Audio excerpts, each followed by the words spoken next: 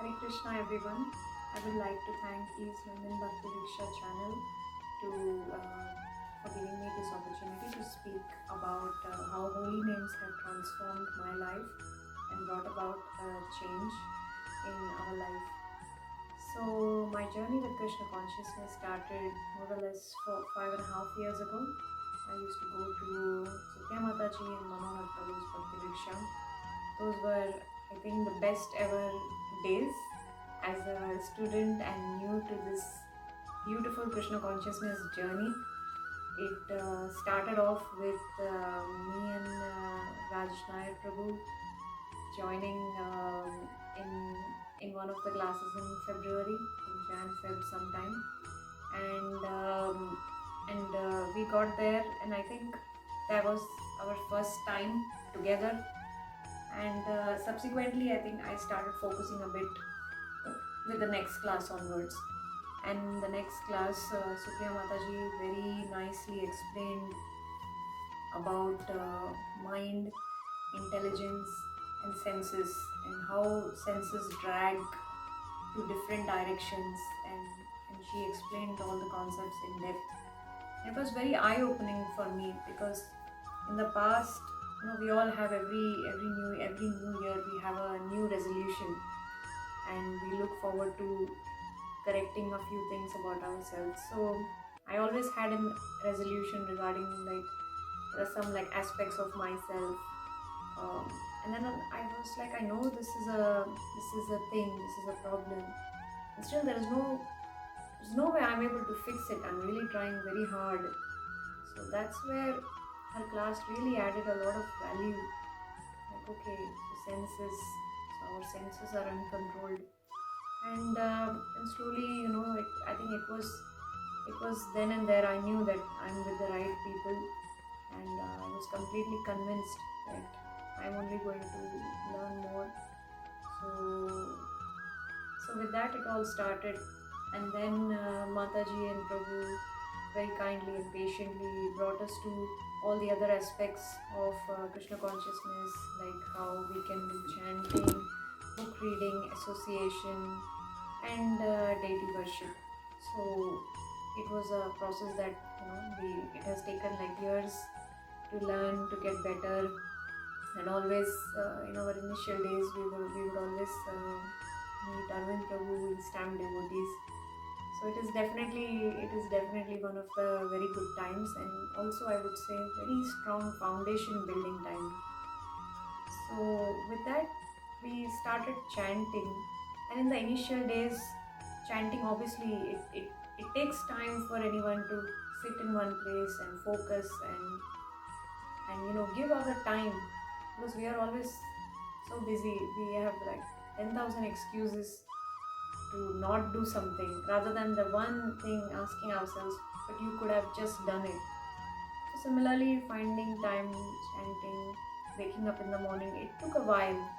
It's just like Prabhupaad very nicely explains an example, that a person who has jaundice, if when he has the sugarcane juice as a medicine, he doesn't feel the sweetness, he still feels it's bitter. It's because of his disease. So similarly, for all of us to not have the love for holy name, or not having to relish, we can probably question ourselves, but I'm chanting from such a long time and I'm still not able to develop the taste. It's because of our own disease, and it may take time. It is a slow and steady process, but it is definitely a process that works. So along with that, I would like to share a few points. So basically, there are two aspects to it. One is prayas and the other one is prarthana. Just like we have the concept of two-finger shot. One is our endeavor and the second is Lord's mercy. So endeavor is, yes, trying to wake up in the morning, trying to chant and not worrying about the results.